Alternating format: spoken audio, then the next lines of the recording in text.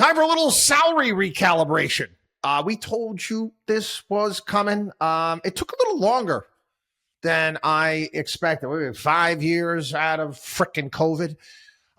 There were things were getting nuts, crazy. Companies hiring, paying kids ridiculous sums of money.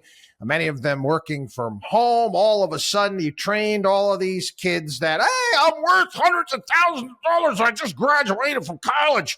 I want to work from home in my pajamas. Right. We told you that wasn't going to last. Okay.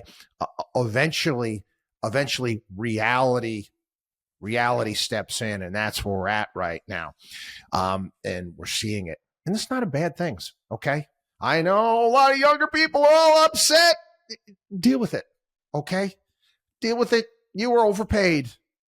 You're overpaid for a period of time. Are you trying to kid? Okay, I've got my job doing human resources for $150,000 a year, and I just graduated from Jerkwater State. Give me a break. Anyway, the salary difference between those who stay in their roles and those who change jobs has collapsed to its lowest level in 10 years. Job stayers increased their wages by about 4.6% in January and February. Meanwhile, those who switched jobs received only slightly more at 4.8%. Now, that is a gap that has narrowed quite a bit, where people who were switching jobs were getting bumps of almost 10%, which, quite frankly, as an employer, it's difficult. Is it not? Listen, you want to pay your people well, but then you're bringing people in. It costs you money to train somebody. And then all of a sudden, the guy up the street says, hey, you know what? Well, you've been trained. We'll pay you more.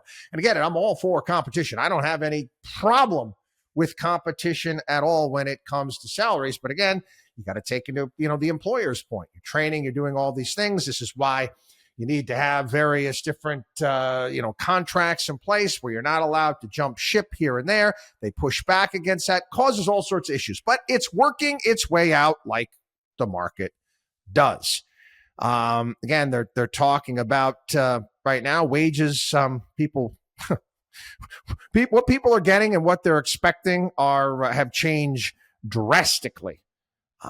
Again, people are saying that their offers are anywhere between $10,000 to $40,000 less. And again, they find anecdotes and these stories. Again, I don't know where the Wall Street Journal finds these people, but they do. Here's one. Here's another anecdote.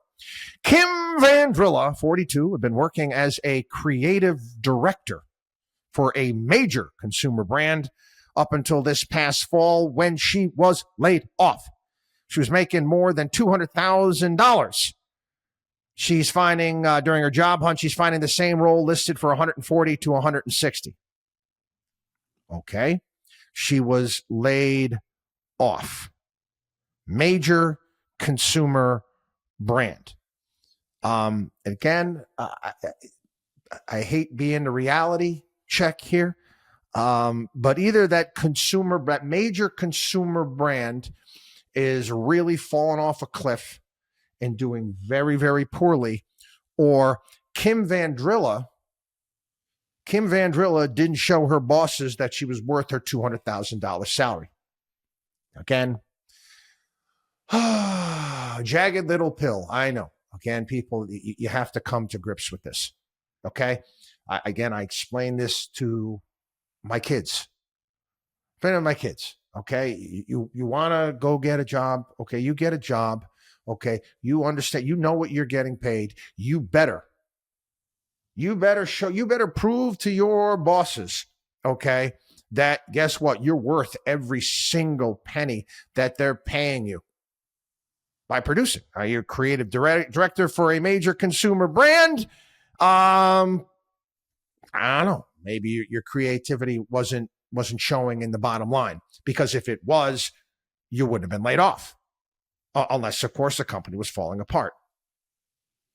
That's just the reality. But you're seeing this across the board, and how more and more people, they're finding new jobs and they're less. Unfortunately, many of them may have gotten themselves into mortgages and various different things that they might have afforded, which could cause a bit of a disconnect, which I don't, you don't want to see that happen. There was, and like we presented it, a major disconnect during COVID when it came to the salaries that are being offered. The jobs have been slowly but surely drying up. Now, whenever you're trying to find them, yes, the salaries are going to be coming in less. That's just a reality. In certain industries, they overpaid. It is call it a course correction, recalibration, whatever it may be. That's why it's called the jobs market. It's a market for talent. And again, say it again, all you young people listening to this right now, okay, whatever job you get, you make sure that, guess what? You are invaluable to that company. You're bringing in the bucks, okay? That's what you're there for. You want to make sure you're not getting fired? Demonstrate your worth. WatchDog on WallStreet.com.